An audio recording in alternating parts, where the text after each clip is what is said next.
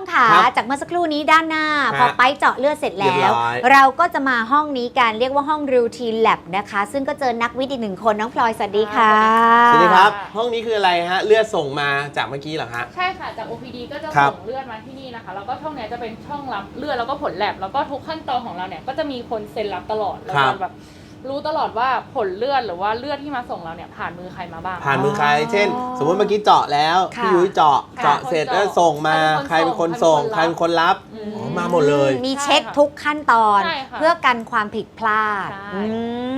ค่ะพอเลือดมาเสร็จเราก็จะเข้ากระบวนการปั่นนะคะแล้วก็มาเข้าเครื่องนี้ค่ะก็จะเป็นเครื่องที่ตรวจวิเคราะห์ครับเครื่องอลังการมากดูอะไรบ้างฮะไอ้เครื่องใหญ่ๆเนี่ยวิเคราะห์อะไรบ้างหลักๆที่ตรวจเนี่ยนะคะก็จะมีฮอร์โมนค่ะแล้วก็ตรวจฮอร์โมนที่เกี่ยวกับการสืบพันธุ์แล้วก็จะมีพวกการติดเชื้อทางเพศสัมพันธ์นะคะแล้วก็ตรวจที่นี่ด้วยทุกสิ่งอย่างเช่นยกตัวอย่างเอาเป็นภาษาปากนะตรวจเอาเลือดเจาะมาดูว่ามี HIV เปล่าใช่ไหมดูว่ามีไวรัสตับอักเสบ AB อะไรอย่างนี้เปล่าคือดูได้หมดเลยฮอร์โมนเวลาที่คุณหมอเขาตรวจวัดฮอร์โมนเจาะเลือดดูฮอร์โมนก็ตรวจตรงนี้ใช่ค่ะพี่อยากตรวจเลยอะไม่พอพี่เห็นอุปกรณ์เห็นเครื่องมือเขาพี่รู้สึกว่ามันได้มาตรฐานในทุกขั้นตอนจริงๆที่นี่ได้ข่าวว่าห้องนี้ของที่พราม Fertility Clinic ได้รับ ISO ด้วยใช่ไหมคะใช่ค่ะแล้วห้องนี้นะคะจะได้รับการรับรองถึง2มาตรฐานเลยค่ะจะมีISO 15189แล้วก็ ISO 15190นะคะเกี่ยวกับอะไรฮะเกี่ยวกับอะไรทั้ง2ตัวนี้จะเป็นการรับรองเกี่ยวกับการออกผลแลบที่มีความถูกต้องแม่นยำนะคะแล้วก็อีกตัวหนึ่งเนี่ยจะเป็นเรื่องความปลอดภัยในการปฏิบัติงานค่ะก็ไม่แปลกใจก็ดูขั้นตอนที่เขาอธิบายให้เราฟังสิคือทุกอย่างแบบเป๊ะทุกขั้นตอนจริงๆเพราะฉะนั้นครับคุณผู้ชมครับมั่นใจได้ครับว่าเลือดของคุณหรือว่าทุกขั้นตอนเนี่ยเขาผ่านกระบวนการมาตรฐานได้รับการรับรองแล้วก็นะฮะปลอดภัยเซฟตี้แล้วก็ได้มาตรฐานสำหรับการที่เราจะทำเบบีหนึ่งคนใช่ก็เรียกว่ามั่นใจสบายใจแน่นอนนะคะขออนุญาตไปเจาะมาตรวจต่อได้ไหมคะอยากตรวจเลยอ่ะคือมาตรวจเองทั่วๆไปก็ได้เหมือนกันใช่ไหมคะทั้งคุณผู้หญิงแล้วก็คุณผู้ชายเนี่ยก็สามารถมาเช็คอัพตัวเองได้ด้วยค่ะขอบคุณน้องพลอยที่เปิดห้องนี้ให้เรานะคะขอบคุณค่ะคุณผู้ชมครับห้องนี้ครับคือชีวิตเป็นล้านจะมาจบลงที่นี่นี่งั้นสวัสดีนักวิทยาศาสตร์ก่อนคุณอ้อยนะคะสวัสดีครับเมื่อกี้ที่ไปพูดหมายความว่าพอไปเก็บเชื้อจะมาเก็บมาเจอที่นี่เหรอคะใช่จะส่งผ่านมาทางช่องนี้ค่ะเก็บมาก็คือห้องเมื่อกี้ใช่ไหมเสร็จแล้วพยาบาลปุ๊บกดกิ่งพยาบาลหยิบปุ๊บส่งต่อเลยก็มาเจอคุณอ้อยเพื่อความรวดเร็วเพื่อความสดใหม่นะอันนี้เน้นระบบความสดถูกไหมครับพี่อ้อยค่ะครับผมใช่ค่ะแล้วห้องนี้นะคะก็จะเป็นการตรวจวิเคราะห์อสุจินะคะซึ่งเวลาการตรวจการเตรียมเนี่ยเราจะทำภายใต้ตู้ปลอดเชื้อตรงนี้ค่ะซึ่งตู้ปลอดเชื้อเนี่ยเราก็จะใช้ในการเตรียมอสุจิเลือกตัวอสุจิที่สมบูรณ์แล้วก็แข็งแรงวิธีการต่างๆนะคะอย่างเช่น Swim Up Gradient Modify Swim Up รวมไปถึง Max Sperm ซึ่งเป็นการคัดเลือกสเปิร์มด้วยแรงแม่เหล็กไฟฟ้าค่ะเพื่อนำไปใช้ในกระบวนการต่างๆอย่างเช่นการฉีดน้ำเชื้อผสมเทียมหรือที่เรียกว่า IUI นะคะแล้วก็ใช้ในกระบวนการอีกซี่ด้วยค่ะเด็กหลอดแก้วใช่ค่ะคือทั้งหมดเนี่ยสเปิร์มมาปุ๊บเนี่ยก็มาตรวจตรงเนี้ยดูว่าตัวไหนรูปทรงเป็นยังไงหางเป็นยังไงใช่ไหมฮะความเร็วหนูนี่นั่นวิเคราะห์หมดเลยเพื่อที่จะเลือกตัวที่ดีที่สุดซึ่งอันนั้นก็คือก็จะมีมาตรฐานของเขาอยู่ใช่ไหมคะว่ารูปร่างแบบไหนขนาดจำนวนอะไรยังไงใช่ค่ะแล้วพอเสร็จแล้วตรงนี้ไปทำอะไรต่อคะแล้วก็มาแช่ในตู้ 37 องศาตรงนี้นะคะจะมีแก๊สคาร์บอนไดออกไซด์อยู่ที่ 6% นะคะประมาณ 15 นาทีแล้วก็ไปส่งให้นักวิทยาศาสตร์เขาเตรียมการยิงอีกทีหนึ่งค่ะเพื่ออะไรฮะมาใส่คาร์บอนไดออกไซด์เพื่ออะไรฮะก็เสมือนให้เหมือนอยู่ในสภาพร่างกายอยู่ในร่างกายเรารักษาอุณหภูมิเท่าร่างกายไงแล้วไปให้เขายิงคือหมายถึงยิงเข้าไปกับผสมกับไข่ด้านในทำงานเป็นกระบวนการต่อนนี้ปั๊บจบอันนู้นเลยทีนี้คุณอ้อนถามนิดนึงสมมุติว่าผู้ชายบางคนที่เขาแบบว่าอาจจะไม่ได้เข้าสู่กระบวนการผู้รักษาผู้มีบุตรยากแต่เขาอยากจะแบบดูตรวจใช่ไหมได้ไหมเช็คสเปิร์มว่าดีหรือไม่ดีของเราแข็งแรงฟิตไหมอะไรเงี้ยได้ไหมคะจะทำการตรวจภายใต้กล้องจุลทรรศน์ตรงนี้นะคะก็มาตรวจแยกต่างหากได้เหมือนกันเนอะบางทีเราไม่อยากบอกภรรยาหรือว่าอะไรอย่างนี้เรามาตรวจตัวเองก่อนไงพอเรารู้ถูกบางคนมันเป็นเรื่องความมั่นใจนะเรื่องนี้พอเรารู้ว่าเฮ้ยพี่แข็งแรงดีน้องไปเราไปหาหมอรักษาผู้มีบุตรยากกันอะไรอย่างเงี้ยมันก็เกี่ยวเหมือนกันก็สามารถมาปรึกษาคุณหมอเพิ่มเติมได้โอเคงั้นเราฝากลูกไปแชร์ไว้ก่อนเราไปห้องอื่นกันต่อไปค่ะ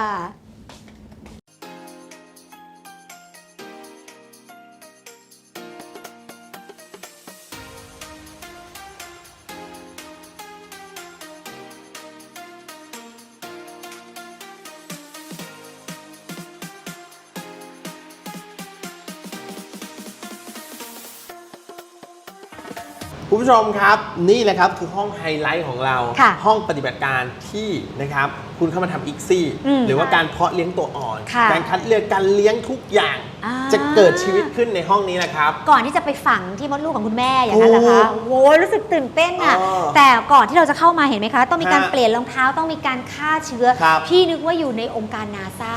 เลยจะบอกว่าที่พราม Fertility Clinic เนี่ย ครับ เขามีทั้งระบบระเบียบมาตรฐานที่ผ่านมาตรฐานสากล ฮะ เพราะได้รับทั้งมาตรฐาน JCI ครับ แล้วก็ ISO ถูก ด้ ต้ ว อง ย เพราะฉะนั้นคุณพ่อคุณแม่ทั้งหลายมั่นใจได้แน่นอน สบาย อ่ะตอนนี้เราต้องมาคุยถึงวิธีการทำงานในห้องนี้กับ ครับ นักวิทยาศาสตร์อีกหนึ่งคนคุณออยสวัสดีค่ะ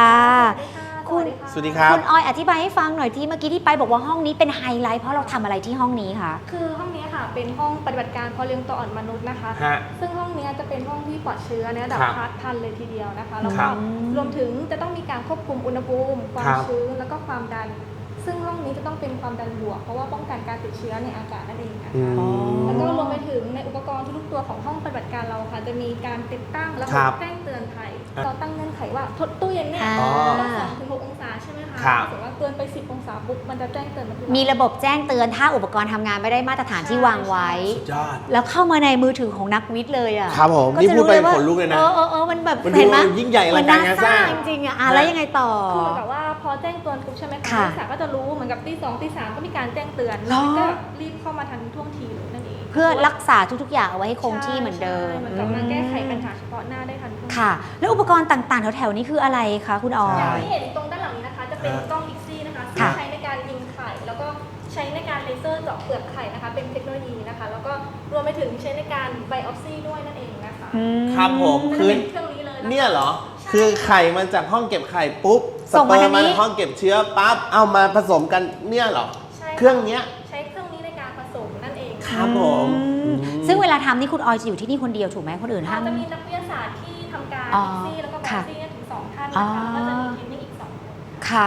พอยิงไข่เสร็จแล้ว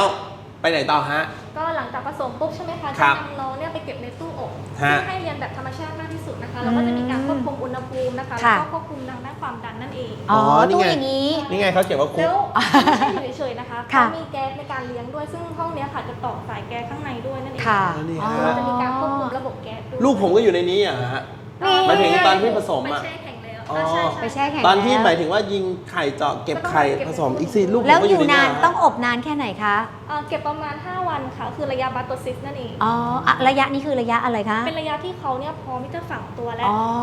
คือเราเลี้ยงประมาณ 5 วันนะคะ ค่ะ ก็ทำการแช่แข็งปุ๊บ ค่ะ แล้วหลังจากที่คุณแม่เนี่ย ครับ พร้อม แล้ว ก็จะฉีดฝังเข้าไป ใช่ อ๋อหูตายแล้วดูสิไปถ้าไม่เข้ามานี่ไม่เห็นกับตาเลยไม่รู้จ ไม่ ริง รู้ ว่า เลย ทุกอย่างนี่มันทันสมัยจริงๆในยุคนี้ ใช่ ทุกอย่างสั่งได้อะ ครับผม หมอช่วยได้นักวิทย์ช่วยได้จริง ใช่ ช่วยได้ค่ะ อ่า แล้วทางเราก็มั่นใจในเรื่องของ ครับ ความปลอดภัยด้วย ค่ะ ตรงนี้คือเราเต็มที่เลยจริง ๆอ่ะไปห้องต่อไป ห้องต่อไป ขอบคุณนะคะ ขอบคุณครับ ๆค่ะ นี่แหละค่ะพอเรา ครับ เก็บเชื้อเก็บไข่ได้ตัวอ่อนแล้ว ก็จะ ครับ เข้าสู่กระบวนการเข้ามาสู่ห้องอีกห้องหนึ่งคือ freezing room แล้วก็เจอกับนักวิทย์อีกคนหนึ่งน้องยิมสวัสดีค่ะ สวัสดีครับ ห้องนี้ต้องทำอะไรยังไงทำอะไรบ้างน้องยิมเล่าให้เราฟังหน่อย ก็คือหลังจากที่เราทำการผสมไข่หรือว่าผสมตัวอ่อนเสร็จแล้วใช่ไหม ครับ พอเราเลี้ยงแล้วเนี่ยเราพอคนไข้เนี่ยเราต้องการที่จะเก็บน้องไว้แบบ ฮะ แช่ไว้จนกว่าเขาจะพร้อมที่จะใส่กลับอย่างเงี้ย ครับ ค่ะซึ่งเราจะสามารถแช่ได้เป็น 10-20 ปีเลยแล้วแต่คนไข้ โดยคงสภาพเดิมเหรอ ใช่แล้วค่ะ โดยที่ ค่ะ เราจะแช่ไว้ภายใต้กับไนโตรเจนเหลว ค่ะ นะคะซึ่งไนโตรเจนเหลวเนี่ยเราก็จะรักษาระดับมาตรฐานของระดับไนโตรเจนเนี่ยให้อยู่มันคงที่อยู่สม่ำเสมอ ค่ะ ครับ เพราะว่าถ้าเกิดว่าระดับไนโตรเจนเนี่ยถ้าน้อยเกินไปเนี่ย อืม มันมีโอกาสที่จะทำให้ตัวอ่อนเขาตายได้ อืม นะคะแล้วก็คือจะมี access control เพื่อที่จะควบคุมผู้ปฏิบัติการหรือว่า ครับ คนเข้าออกอะ ค่ะ ค่ะเพราะว่าเนื่องจากว่าห้องนี้เป็นห้องที่เก็บทรัพย์สินของคนไข้ไว้ จริง อง เป็นสิ่งที่มีค่าที่สุดของคนไข้ ใช่ค่ะ อืม และนี่คือถังไนโตรเจนเหลวคือเย็นๆอย่างนี้เหรอครับ ใช่ ลบเท่าไหร่นะฮะลบ ตรงนี้ก็จะอุณหภูมิลบ196 องศา คือน้ำแข็งอะพี่มากกว่าน้ำแข็งอีก ในนี้มีอนาคตของชาติเยอะแยะมาก ถูก มาย ต้อง ใช่ป่ะคะ ใช่ น้องยีมเปิดดูได้ไหมอันตราย ขอดูหน่อยนะ อ๋อได้เหรอ ค่ะ อยากเห็นนะคุณผู้ชมเอ็กซ์คลูซีฟจริง ๆ เปิดมา อันนี้คือที่ได้รับการผสมเป็นตัวอ่อนแล้วเหรอคะ ใช่ค่ะ อืม ก็จะมีทั้งที่เป็นยังไม่ได้รับ เป็นไข่เฉยอย่างเดียวก็มี ใช่เป็นสเปิร์มก็มีแล้วก็เป็น ค่ะ ตัวอ่อนเลยก็มี ค่ะ ซึ่งในถังเนี่ยมันก็จะมีแต่ละคานิสเตอร์ ค่ะ ซึ่งเป็นเหมือนกับบ้านเล็กๆ ให้เขาอยู่อย่างเงี้ยค่ะ ค่ะ และที่สำคัญในแต่ละคานิสเตอร์ของเราเนี่ยมันก็จะมีเป็นพื้นที่เก็บของตัวอ่อน ครับ ซึ่งเราจะแบ่งแยกเป็นสีไว้ อย่างเช่นตัวนี้นะคะ อืม จะเป็นสีแต่ละสีไว้เพื่อที่จะให้น้องเขาอยู่เป็นที่อย่างระเบียบ ค่ะ ซึ่ง อ๋อ ตัวที่เป็นสีมันก็จะมีแท่งยิบย่อยอีก อ่า ซึ่งแท่งยิบย่อยตัวนั้นเขาเรียกว่าสตอนะคะ อย่างเช่นตัวนี้นะคะ ซึ่งมันก็จะมีเป็นแบบสีไปอีกอยู่ดี อ๋อ เพื่ออะไรเพื่อที่จะได้แยกว่าของคนนี้สีอะไรมันก็จะได้ดูได้ง่าย เข้าใจได้ ใช่ จัดระเบียบ อ๋อ ใช่ซึ่งตัวนี้เขาเรียกว่าสตรอนะคะ ครับ ซึ่งสตรอเนี่ยของเราก็จะมีการเลเบลข้อมูลของคนไข้ ค่ะ แล้วก็ข้อมูลของตัวอ่อนในรอบนั้นๆใน ค่ะ รอบการทำนาน เหรอ ๆใช่ อันนี้ถ้าเกิดพี่เป็นสีมงคลสีเขียวเงี้ยเขียวเหนียวซับเดี่ยว ไม่ ลูก ได้ งี้ย เพราะเขามัน ได้ไหม สีมันบ่ง อ๋อไม่ได้ไม่ได้ เออ มันเป็นเหมือนกับสีแค่บ่งบอก สัญลักษณ์ ว่าใช่ว่า ค่ะ นัมเบอร์ตัวนี้สีนี้ ค่ะ อยู่ตำแหน่งไหนอะไรอย่างเงี้ยใช่ไหมครับ โอเค โอ้โห แย่ คือทุกอย่าง ล่ เป็นระเบียบเป็นระบบ ครับ แล้วก็ได้มาตรฐานมากๆจริง ถูกต้องครับ ๆ ใช่แล้วในอนาคตของชาตินะพี่ตื่นเต้นมากเกิดมาไม่เคยเห็นเลยนะเนี่ย มาฝากบ้างได้ไหมอ่ะ ได้ แต่ต้องไปหาคนมาผสมก่อน ครับ แต่ละนะขอบคุณน้องยิม ขอบ นะ คุณ คะ ครับ ไปค่ะ ดูห้องอื่นต่อค่ะ ไปต่อ โอ้โห พี่แนนฮะ ค่ะ เราบุกตะลุยมาถึงห้องครัวเลยนะฮะ ไม่น่าใช่นะคะไปค่ะ ใช่ ใช่ ไหม ไหม ฮะ คะ ที่เขาพี่ไปอันนี้เป็น ครั ห้อบ งแก๊สนะคะ อ๋อ ก็คือ แก๊ส แก๊สที่เราอยู่ในห้องเนี้ยค่ะจะเป็น ฮะ แก๊สที่ใช้เกี่ยวกับการทำพันธุ์การแล้วก็ ค่ะ เพาะเลี้ยงตัวอ่อนนั่นเองค่ะ อ๋ อ๋ อ อ คืออย่างที่เมื่อกี้เราเห็นอยู่ในห้องนู้น ค่ะ นะครับ ที่เพาะเลี้ยงตัวอ่อนที่เขาจะต้องเพาะเลี้ยง 5 วันใช่ไหม ใช่ ก็จะมีท่อแก๊สที่เดินมา ค่ะ ห้องนี้คือส่งแก๊สไปที่ระบบนั้น ใช่เพราะว่าแก๊สเนี่ยก็คือเหมือนเป็นอีกปัจจัยสำคัญเลยนะ ครั คะ บ ที่จะทำให้น้องๆเนี่ยเติบโตมาอย่างมีคุณภาพ ยังไง ก็คือเหมือนว่าการที่แก๊สเราใช้แก๊สที่บริสุทธิ์ แล้วก็มีปริมาณทั้ง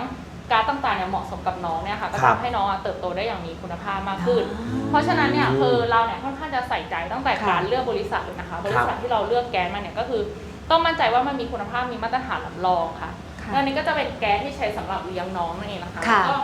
ก็จะมีไตรแก๊สกับแก๊สคาร์บอนไดออกไซด์ค่ะ ซึ่งเขาจะเป็นส่วนผสมแก๊สเนี่ยให้เหมาะกับการเติบโตของตัวอ่อน อื มาวัดบี ก็เรียกว่าใส่ใจ ทุ ทุ ก กขั้นตอ ครั น บ นะ ดูแม้กระทั่งห้องนี้ยังอลังการเลยอะแก๊สเต็มไปหมดเลยอะ เอามาดู มีอีกห้องนึงนะ มีห้องเหรอ ห้องไฟ เออ เป็นยังไงตามไปดูกันค่ะ และนี่ก็เป็นอีกห้องหนึ่งนะครับที่สำคัญมาก ๆ ก็คือห้องไฟครับที่เป็นรูปแบบของ Super Double Protection นะครับโดยมีระบบสำรองไฟถึง 2 ระบบครับ อย่างแรกก็คือเจเนเรเตอร์ของอาคารที่จะทำงานทันทีภายใน 10 วินาที และอีกอย่างหนึ่งก็คือตรงนี้ที่เห็นกันอยู่นะฮะคือแบตเตอรี่สำรองที่เตรียมไว้ครับไม่ต้องพึ่งพาการใช้ไฟฟ้า โดยระบบนี้เนี่ยจะทำให้ไฟของคลินิกใช้งานได้นานกว่า 24 ชั่วโมง แม้ว่าไฟฟ้าเนี่ยจะดับอยู่นั่นเองครับ โหดีจังเลยอะซึ่งระบบไฟที่มีการสำรองเอาไว้เนี่ยนะคะ ก็จะมีการทำให้มีไฟเพียงพอส่งไปยังเครื่องมือต่างๆ ไม่ว่าจะเป็นห้องฟรีซที่เก็บไข่สเปิร์มไว้ การย้ายตัวอ่อน หรือว่าการเพาะเลี้ยงตัวอ่อน จะได้ไม่มีการกระตุกกระชาก ครับ ทำให้เราเชื่อมั่นได้ค่ะว่าปลอดภัยและไม่มีทางเสียหายแน่นอนค่ะ โอ้โห ที่พราม Fertility Clinic แห่งนี้เนี่ยนะคะ มีโซนสำหรับนั่งพักนั่งรอที่ใหญ่โตกว้างขวาง ครับผม อย่างกับล็อบบี้โรงแรมนะคะไปโอ้โหนี่ทำอะไรอย่าง ครั นี้ บ ดูตั้งใจมากเลยตรงนี้ทำอะไรนะเนี่ย อันนี้ครับพยาบาลเนี่ยกำลังสอนวิธีการฉีดยาครับเพราะว่าคนที่มาปรึกษาเนี่ยบางคนก็ต้องฉีดยากระตุ้นไข่ ค่ะล่าสุดกับแอปพลิเคชันพรามแบบนี้นะ อื คะ ม โอ้โหเป็นอีกหนึ่งสิ่งที่อำนวยความสะดวกให้กับทุกคนที่มาใช้บ ครั ริ บ การ ผม นะคะ